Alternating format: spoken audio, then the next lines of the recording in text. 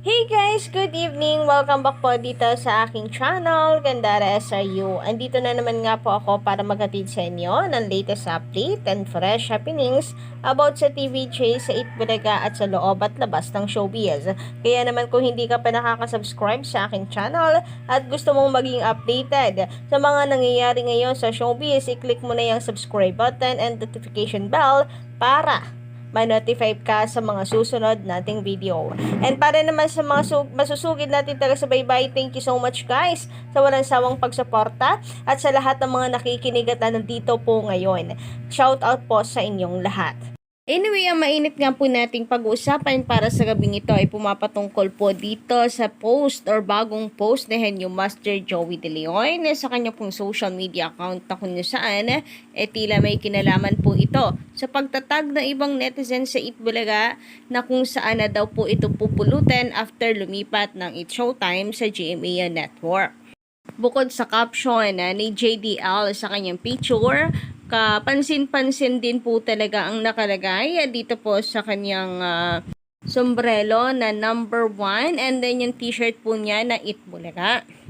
So, always naman pong may paganito itong si JDL, pero palagay po ng ilan, ang ibig sabihin po dito, this time, lumipat man ang It Showtime sa GMA Network, mananatiling ang Itbulaga ay number 1. Sabi nga ni Tito Sen, ayon sa bilang ni Henyo Master Joey De Leon, nasa 78 na ang nagbalak na patumbahin ng Itbulaga pero nananatili na nandyan ang EB. Ayon nga sa caption ni Henyo Master, woo! Itbulaga is about 14,000 days old today. We have been running from the one station to another since 1979. Kaya ba? We are the longest running. Ngek. So, joke po niya yan, diba, Kadarikans? Totoo naman palipat-lipat po sila ng station. Ang last nga po ay dito sa TV5, mula po 1979. Nagtugma rin nga naman po ito sa longest running time show, mga Kadarikans. Anyway, para sa akin, mas may laman itong mismong image ni Henyo Master Joey De Leon, pati yung caption na 14,000 days old na today. Meaning, napakatagal na ng Itbulaga. Then, dito po sa picture, may number 1 pero nananatili silang number 1.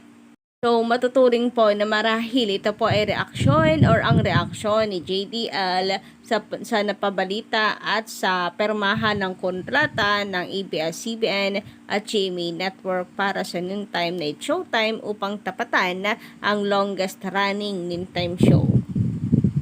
Walang iba kundi ang Itbulaga. Samantala, speaking of Showtime, mga Kadarikans, narito nga po. At meron tayong nadaanan sa social media habang tayo nag-scroll patungkol po sa theme song ng It Showtime. So, alam niyo naman po siguro yun, Sabi kasi sa post, Kadarikans, say tila kinopya lang din pala ang tono nito. So, Itbulaga na lang daw pa talaga ang nananatiling original sa lahat ng bagay. Mapa theme song, title, segments. Well, true naman, di ba, Kadarikans? Yan ang isa po sa hinahangaan natin sa Itbulaga, sa TVJ, for being original. So, meron po ditong video, guys, na kung saan kuha lang din po ata to sa TikTok. So, play ko na lamang din para madinig din ninyo kung talaga bang kinopya lang yun pong tono. Sabi nga dito, kinopya rin pala ang theme song ng It Showtime sa Keep on Moving. True? So, Itbulaga lang ang may original theme song talaga. And nakatag po sila Vice Ganda. Eto nga po yun, panoorin natin. Get on up when you're down, baby. Take a good look around. I know it's not much, but it's okay. We'll keep on moving on anyway. Di natin hanap yaman sa mundo para sumaya. Basta. So, So, hindi na po natin tatapusin mga kadaway guys. Baka po tayo ay makopyright pa. Anyway, yan nga po yung sinasabi nila na mukhang kopya lamang din daw po ang theme song ng It's Showtime. Pero kayo ba, ano po inyo masisay at palagay? Talaga po bang kinopya lang or nagkataon lang kadaway guys na ang parehas yung beat? Anyway, sabi naman dito ng ilan po nating commenter guys sa nagdaan nating update, shoutout, basher man po kayo or supporter. Anyway, haha, ayaw nyo lang kasi kapag naging GMA yung Showtime. Number 1 noon time show na, haha, mula po kay Luca Gonzaga. Ay, grabe. Kung totoo namang number 1, why not? 'Di ba? Basta wag lamang pong pikein ng ratings. Yun lang naman yun eh. Makakatikim lang naman kayo ng reklamo kapag iba-iba yung ratings na inilalabas. Yun eh. Pero kung totoo, bakit hindi? Then, congratulations. At least, parehas yan na original din time show. Kasi kung totoosin, ngayon lang naman po talaga naging big deal ang ratings ng noon time show, guys. To be honest, ngayon lang po talaga naging big deal na halos araw-araw laman ng social media at pinagtatalunan. Kasi nga, dahil po sa naging issue, dahil po dito sa nangyari sa relationship po ng Tape Inc. at TVJ. Dahil nagkaroon nga po ng gap, ng lamat, so pati po mga fans nagkaroon po ng galit po sa Tape Inc. And since kinakalaban po at pilit na kinukuha pa rin ang titulong Itbulaga until now, talagang ang mga fans nagalit, kaya po talagang pati ratings ay pinag-uusapan. So ngayon, na muli pong magbabalik ang banggaan ng Showtime na lang at Itbulaga since wala na pong Tape Inc. Muli pong tatahimik siguro ang noontime. Marami na rin nga pong vloggers ngayon ang nauwi na sa political issues dahil sa wala na tapos ng laban kasi ang kariba lang talagang tinuturing po ay ang Tape Inc. You know, yung laban na mortal. So ang meron po ang Showtime at Itbulaga is friendly competition. And ang ratings noon, nagsasalpukan ng Itbulaga at Showtime, parang advertisers na lang ang tumitingin na ay dito ako mas mataas ang rating sa mga fans. Kanya-kanya. Okay, wala akong pake sa Showtime, manonood ako sa Itbulaga. Never sumagi ang Showtime sa utak ng mga TVJ fans, ng Itbulaga fans. Ganun din ang kapamilya. Ngayon lang po talaga nagkaroon ng talagang sabihin po natin ay tutok na tutok ang mga netizens sa labanan ng noontime show. So, kung mag number 1 ang Showtime, why not? Basta totoo. Doon po tayo sa totoo. Pero kapag nangyari na naman ng mga kadaway cards, itong magkaiba po ng inilalabas na ratings, gayong parehas lang naman yung sinasabi na lang kanilang source na pinagkukunan, talagang hindi po mananahimik ang mga fans yan. Magkakaroon po talaga ng pagko-call out. Bakit ganyan? And hindi basta-basta na lamang tatanggapin ang resulta. Kasi ang hirap na hindi na alam kung sino yung dapat na paniwalaan.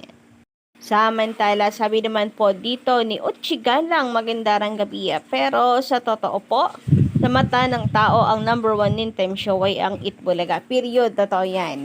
Talagang napakaganda naman, naka-caps lock pa lahat. Ang totoong number 1 ay ang Itbulaga sa noontime. Legendary noontime na po yan. Kaya doon sa mga nagsasabi na wala sa top 10 ng Itbulaga, grabe kayo, GMA. Samantala, sabi naman ni Moyo, karapatan nila yon na hindi ipakita ang ratings ng Itbulaga nyo.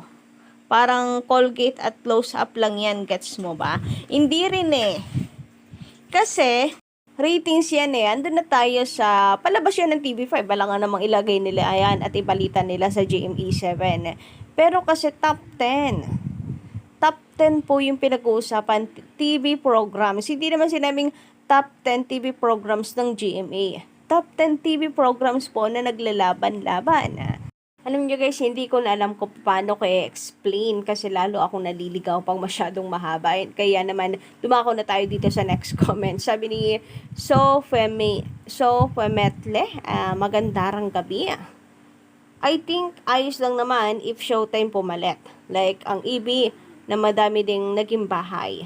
Okay lang yan para madaming mapapanood. Grabe, napaka-positive naman po ng inyong komento, no?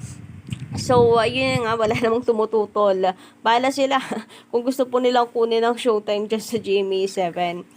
Basta po kami, nandito na sa bakuran ng TV5. At saka papaanong hindi po magiging ayos lang, talaga naman pong yan ang nagsasalpukan. Sabi nga po ng netizens, talagang ngayon po ay napatunayan na kapag sinabing noontime show ng Pilipinas, Showtime at Itbulaga lang talaga. Wala na pong iba. Kaya nga po itong saling pusa na noontime show, natahan ang pinakamasaya po. Yan naligwak agad. So sa ngayon, very exciting po ang mangyayari at ang labanan po ng noontime shows, Showtime versus Itbulaga. Pero I think then na dito na rin unti-unti ang mawawala yung usapan kada weekends kasi hindi naman mortal enemies ang Showtime at ang Itbulaga. Sabi ko nga, friendly competition po ang meron sa dalawa. At the end of the day, ang respeto rin po ng mga nasa Showtime ay nandoon pa rin at hindi magbabago, hindi mawawala sa Itbulaga. So, yun lang po muna guys ang ating update sa gabing ito. Don't forget to click the subscribe button and notification bell for more updates.